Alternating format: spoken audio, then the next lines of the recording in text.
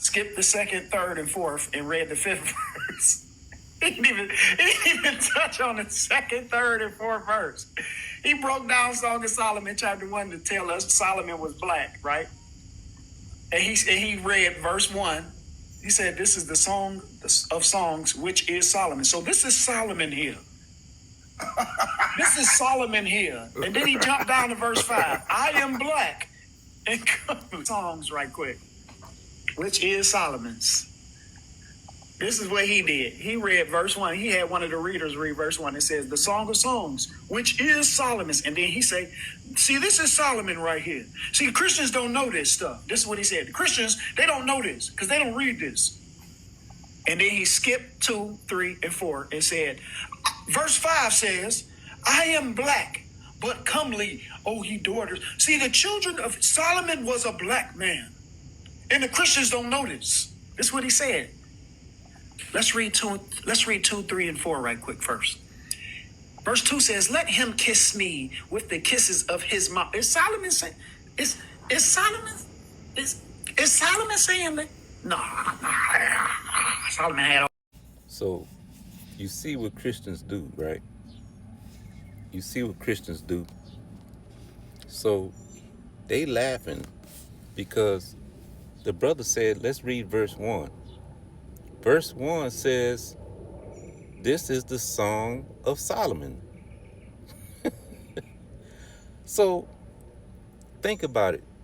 If I write a letter and I sign the bottom of the letter and it says, you know, Joel on the bottom of the letter, a Christian will read the whole letter and say, get to the bottom and read who signed the letter. And they'll say this letter wasn't from Joel. Somebody else wrote this. You can't make it up. I mean, this is what we up against, y'all. This is what we up against. People like this. So Solomon signed his name on the letter. You see? But they read 2 verses down and they said, this is a Shulamite woman that wrote the letter. You can't make this stuff up, man. You can't make it up. So let's go to 1 Kings chapter 4, y'all, because I was on the live when they were laughing and cutting up, you know. But I told them, let's pull 1 Kings chapter 4, verse 32, you know. But they didn't want to do it. Brother Dwayne did not want to pull that scripture. He would rather focus on verse 2 and 3. You know, we going back and forth, you see, because they don't understand that there are mysteries in this Bible, you know, that we will not understand, you know, until the Messiah comes back and teaches us.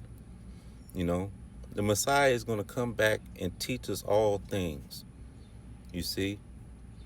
So there are similitudes in this Bible that we are not, you know, able to understand right now. You see, but hey, a Christian will not understand that, you know, how many times in the Bible has the word kiss been used?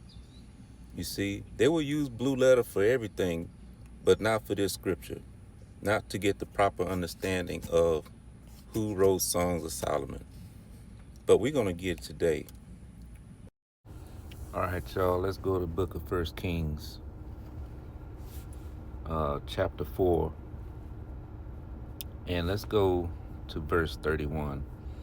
It says, for he was wiser than all men, the Ethan, the Israelite, and Heman, and Shakal, and Darda, the sons of Mahal. And his fame was in all nations round about. And he spake 3,000 proverbs, and his songs were 1,005. So his songs, Solomon's songs, not a Shulamite woman, his songs were 1,005. Now let's go back to Song of Solomon chapter 1, and let's start at verse 2, because this is what threw the Christians off. This is a verse they use to say that this isn't the King Solomon. Let him kiss me with the kisses of his mouth, for thy love is better than wine. Okay, so let's go to another scripture to understand what is this kiss. What does that mean? Let's go to book of Psalms chapter 2, verse 12. It says, kiss the Son, lest he be angry, and ye perish from the way. So, kiss the Son, meaning keep the commandments. You see? That's all it means. When Solomon says, kiss me, it means that he is showing reverence to the Messiah. You see? That is what it means. Kiss the Son, lest he be angry and perish from the way, when his wrath is kindled but a little. Blessed are all they that put their trust in him. So, when it says Solomon's songs, you know, the Song of Solomon, which is his songs, guess what? That means King Solomon wrote it. It's just that simple, you know. Stop adding to and removing from the scripture, you see. So never let, the devil try to confuse you and twist the scriptures. Shalom.